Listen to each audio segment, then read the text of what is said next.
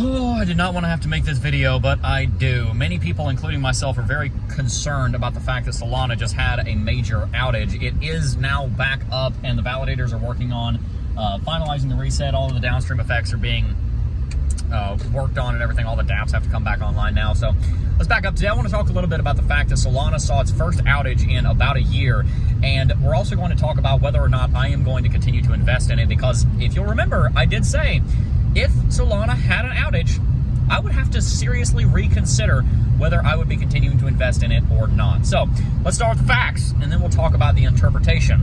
As you guys know, Solana is ranked number, 6 right now in CoinMarketCap. It's right below Binance, which is right below XRP and Tether and Ethereum and Bitcoin. It is one of the largest cryptocurrencies in the market, and it has a lot going for it.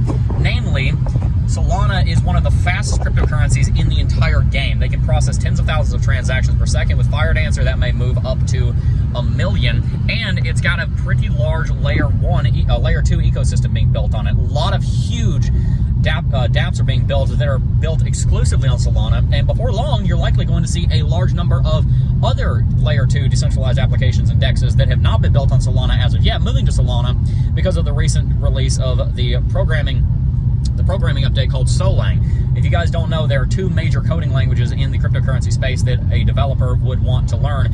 One of them is Solidity, which is the programming language over on Ethereum, and then on Solana you have a much lower level, more complicated, therefore more powerful, but also more difficult to learn programming language called Rust.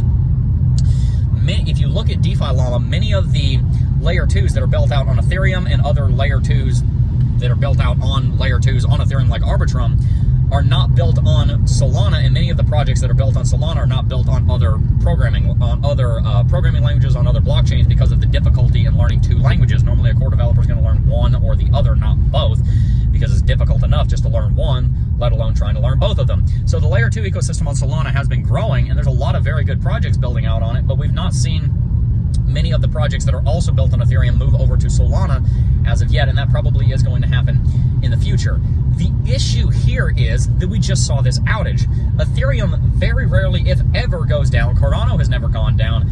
Bitcoin has never gone down, and you've really got to wonder, is it worth it, the scalability and the transaction times and the adoption and everything that Solana is doing, is that worth it if it's going to go out? If you're going to invest $41 billion into it, which is the current market capitalization, is it worth it? Well, that's ultimately something that I could have an opinion on and you could have an opinion on, but the opinion that really matters is the opinion of the market. When Solana went down this morning at about 5:30 Eastern, Solana only dropped about 3%. Now, there's obviously the pretty funny argument that, well, the only reason it went down only 3% was because you couldn't even trade it because the network was down. But nevertheless, the network is back up now, and it looks like that is about the extent of the total correction on Solana, about 3%. So the market didn't seem to be too concerned about this. I'm probably more concerned about this than a lot of people are, because quite frankly, if you've got a $42 billion network, which is about the GDP of most countries, pretty big network, you should not be seeing outages like this. Nevertheless, the market doesn't seem to be too worried about it. And so a patch has come out. The validators have brought it back online. Solana itself, it's called the mainnet beta, even though it's the mainnet, it's still called the mainnet beta. Mainnet beta is back online, and the validators are working on getting everything back online downstream, because obviously when you restart a network, then you have to restart all the decentralized applications. So the dApps are coming back online.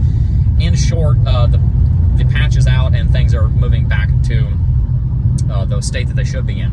But let's talk a little bit about the impact that this has on the public sentiment towards Solana and my sentiment towards Solana, because as you guys know, in the last bull market, I was vehemently opposed to it because of this exact issue. And in this bull market, I finally started to gain enough trust in the Solana network and enough excitement about the layer 2 ecosystem and Rust and Solana and all these different developments that we've started an investment in it. And we've got a few percent of our portfolio in it. I'll start with the public, and then I'll talk about myself, because ultimately that's more important to you. The public doesn't seem to be too worried about this, because the public seems to think, okay, well, it went down and that sucks, but it still has the fastest transaction time, just a couple hundred milliseconds. It still has some of the largest TPS. It still has some of the largest adoption. It still has some of the largest decentralization, some of the most developers. Pretty much everything else that should be there and needs to be very, very good is there and is very good. So the community seems to see this as a negative, but ultimately there's enough positives that outweigh this negative, that the community is still willing to purchase it, which is why it probably only had about a 3% drop. That being said, from the public standpoint, if this were not a concern, I am sure that many more people would be putting much more money into Solana, which I'll talk about in a second, and you would probably see Solana worth $80 billion or $100 billion, if not for these stupid outages. Because as I said in the stream this morning, and as I've said for years, a blockchain should never, not normally not, but should never, ever, ever, ever, ever go down. Ever. It should never happen. It is completely unacceptable for a blockchain to go out, because the entire purpose of a blockchain is immutability. If a blockchain can go down, that does not mean it's immutable. It means that it is mutable, which really has to bring into question whether or not it's a blockchain in the first place. If one of the core tenets of blockchain, and one of the things that actually makes a blockchain is the fact that it's immutable, if that's not a fact, then you have to actually bring into question whether it's decentralized and whether it's a blockchain at all. So those are some deep concerns there. That being said, there are plenty of tech stocks that are not immutable and they are not decentralized whatsoever that are worth hundreds of billions of dollars. So even if Solana is not exactly the best example of a blockchain potentially, and is not the best example of an immutable, decentralized blockchain, it still can have value. It can still have value as code, as software, as Kevin O'Leary puts it. And so that leads me to my conclusion about what I'm going to be doing with Solana. I am going to be pausing my investment on Solana for probably at least 2 to 4 weeks. I'm not going to put any more in for a time, but I'm not going to sell the position that I have, because ultimately I do think Solana will go back to all-time high during this bull market. Although this has broken a lot of trust. In a similar way, a lot of trust can be broken in a friendship or a marriage or a relationship. That doesn't mean that that relationship has to be over. It just means that trust needs to be rebuilt. And I think that Anatoly Yakovenko realizes that, because it had been almost a year since Solana went down. So my stance on this is that I'm not perfect, and I make mistakes, and I'm sure you make mistakes. I know you're not perfect either.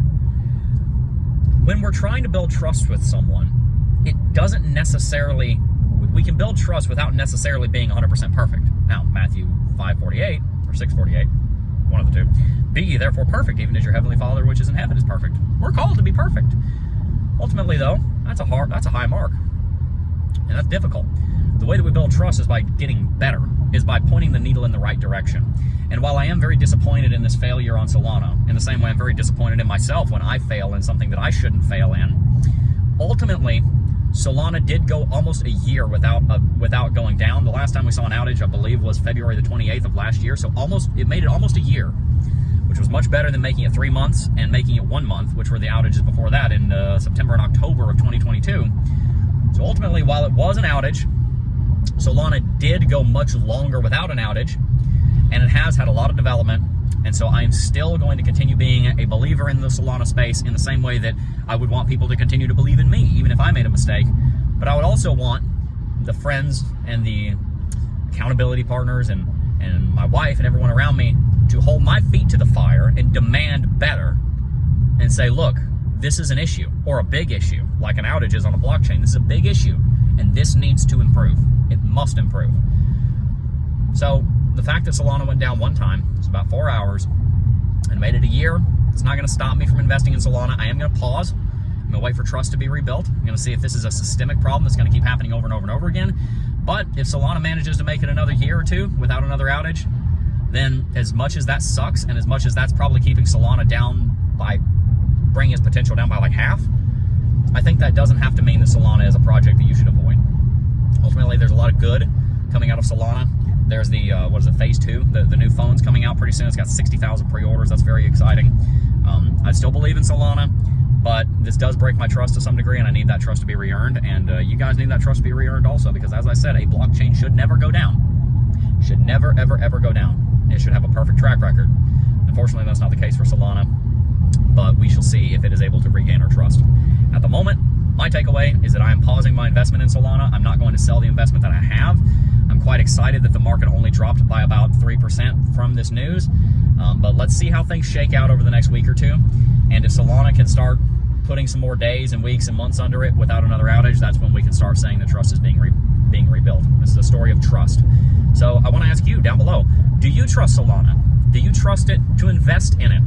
Do you trust it enough to put investment in that project? In the same way, if you were choosing friends, you've got to trust them enough for them to be your friends. You want to have good friends. Do you trust this individual enough to marry them, to make that investment in this person? Do you trust Solana enough to make an investment in it? My trust has been broken, so I'm not going to invest for probably about 2 to 4 weeks, see how things go, see what happens, see if it's able to continue going to the upside. I want to see kind of a reset, and see some more trustworthiness and track record be built. But I'd love to hear your opinions. Do you trust it enough to invest in it? What is your response to this outage? And are you a bag holder on Solana? Tell me what you think down below. Tell me if you think I'm completely out of left field or if you think I've had a reasonable approach to this. Love to hear your opinions on all of that in the comment section. If you guys have not already, make sure to sign up for the Cryptocurrency Technical Analysis Academy, because you're gonna be glad you did. Let me just put it that simple. The Bible says wisdom dwelleth in the heart of him that hath understanding, and it also teaches that you gain understanding by gaining knowledge. Wisdom is something that you want to acquire because it will lead to all sorts of blessings. If you sign up for the Cryptocurrency Technical Analysis Academy, you are going to be acquiring knowledge on technical analysis, which will allow you to have understanding of cryptocurrency, which will allow you to make wise decisions in cryptocurrency, and you will be blessed for that. Because there's a lot of money to be made in cryptocurrency, but you've got to have the knowledge about how to do it. And so if you want to be successful in the cryptocurrency space, then make sure that you're investing in your education about technical analysis by signing up for CT2A with the link in the description box down below. Join over 5,000 students who have been studying technical analysis and making millions of dollars in the cryptocurrency space for over half a decade. Sign up with the link in the description box down below. I'm gonna go. Peace.